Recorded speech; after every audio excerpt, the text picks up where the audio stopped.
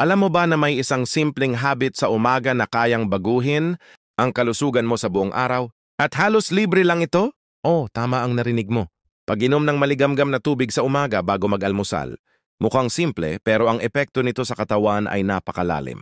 Kaya kung gusto mong gumanda ang kutis, bumilis ang metabolism, at maging mas alerto buong araw, manatili ka lang dahil sa video na ito, alamin natin ang mga benepisyo ng pag-inom ng maligamgam na tubig tuwing umaga at kung bakit ito isa sa mga pinakamabisang health secrets ng mga ancient healers hanggang sa mga modernong eksperto ngayon. Pagkagising natin, karaniwang ginagawa ng karamihan ay diretsong kape o cellphone.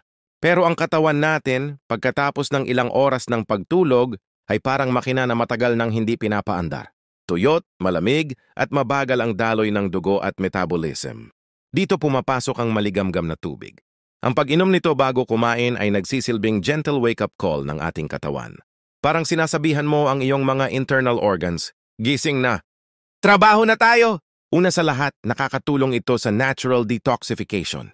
Habang natutulog tayo, nagtatrabaho pa rin ang ating katawan. Nagpoproseso ng mga toxins, fats at waste.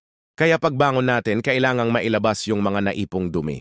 And sa tulong ng maligamgam na tubig, mas mabilis na natutunaw at nailalabas ang mga ito sa pamamagitan ng paghihi o pagdumi. Kung napapansin mong madalas kang constipated or hirap sa pagdumi, subukan mo lang uminom ng isang baso ng maligamgam na tubig pagkagising, makikita mong unti-unting giginhawa ang tiyan mo. Pangalawa, pinapabilis nito ang metabolism. Kapag maligamgam ang tubig, hindi na kailangang mag-adjust ng katawan mo para painitin ito. Kaya agad nitong pinapagana ang iyong digestive system at tumutulong sa fat breakdown. Sa madaling sabi, kung gusto mong mapabilis ang pagbawas ng timbang o mapanatili ang figure mo, malaking tulong ang simpleng habit na ito. Maraming ang fitness coaches at nutritionists ang nagsasabi, bago ang kahit anong diet plan, simulan mo muna sa tubig. Pangatlo, nakakatulong ito sa maayos na sirkulasyon ng dugo. Ang mainit-init na tubig ay parang natural na vasodilator. Ibig sabihin, pinapaluwag nito ang mga ugat kaya mas dumadaloy ng maayos ang dugo. Kung madalas kang nakakaramdam ng pananakit ng kalamnan o likod, makakatulong ang pag-inom ng maligamgam na tubig para mapawi ang paninigas ng mga muscles at marelax ang katawan. Kaya hindi lang ito pang internal cleansing, kundi pati pang relaxation din. Ngayon, sino ba naman ang ayaw ng glowing skin, di ba? Alam mo bang ang warm water ay nakakatulong din para linisin ang balat mula sa loob? Kapag maayos ang daloy ng dugo at natatanggal ang toxins, mas malinaw at mas makinis ang kutis. Dagdagan mo pa ng tamang tulog at balanced diet at mapapansin mong nagiging natural ang glow mo. Pero hindi lang pisikal na kalusugan ang naaapektuhan. Kapag nasimulan mo ang umaga mo ng kalmado at may disiplina, yung simpleng ritual ng pag-inom ng maligamgam na tubig, bago lahat, parang sinasanay mo rin ang isip mo na magkaroon ng focus at routine. It sets the tone for the day. Mas relaxed ka, mas present ka, at mas handa sa mga hamon ng buong maghapon. Ngayon, paano ba ang tamang paraan? Simple lang. Pagkagising bago magkape, bago mag-toothbrush o kumain, uminom ng isang baso ng maligamgam na tubig. Hindi kailangang sobrang init.